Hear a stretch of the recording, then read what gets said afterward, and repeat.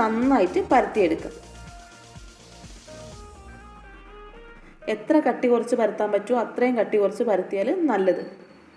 അപ്പോൾ ഞാനിത് പരത്തി എടുത്തിട്ടുണ്ട്.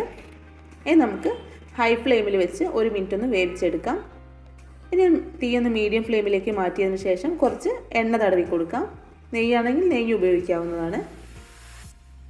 ഇനി ഇത് സൈഡൊക്കെ ഒന്ന് മൊരിഞ്ഞ് വരുന്ന സമയത്ത് ഇതിലേക്ക് നമ്മൾ എടുത്തു വെച്ചിരിക്കുന്ന മസാല ചേർത്ത് കൊടുക്കാം.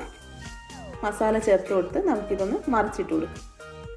ഇപ്പം നമ്മളുടെ മസാല ദോശ റെഡി ആയിട്ടുണ്ട്. ഇനി നമുക്ക് നെയ് റോസ്റ്റ് തയ്യാറാക്കിയെടുക്കാം. ഒരു തവി മാവ് ഒഴിച്ചതിന് ശേഷം നന്നായിട്ട് പരത്തിയെടുക്കാം. എത്ര തിന്നായിട്ട് പരത്താൻ പറ്റുമോ അത്രയും തിന്നായിട്ട് പരത്തുക. അങ്ങനെ പരത്തിയെടുക്കുന്ന സമയത്താണ് നല്ല ക്രിസ്പി ആയിട്ടുള്ള ദോശ കിട്ടുന്നത്. 1 മിനിറ്റിന് ശേഷം നമുക്കിതിൻ്റെ മുകളിൽ കുറച്ച് നെയ്യ് തടവി കൊടുക്കാം. ദോശ ഇപ്പം നന്നായിട്ട് കളറൊക്കെ ചേഞ്ചായി വരുന്നുണ്ട്. ആ സമയത്ത് ഞാനിപ്പോൾ ചെയ്യുന്നത് പോലെ തന്നെ